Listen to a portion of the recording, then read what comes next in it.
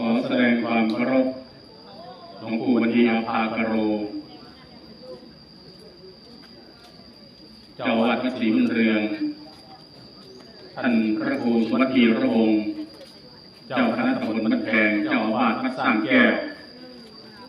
พร้อมคณะสงฆ์ทุกรูปด้วยความเคารพ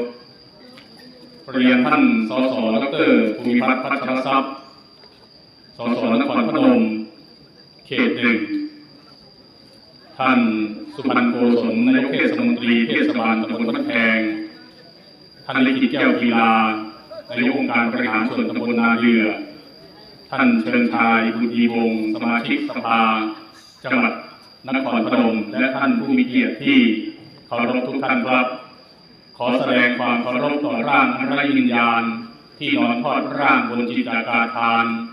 ให้ท่านทั้งหลายได้ปรงธรรมสังเวชอยู่ในขณะนี้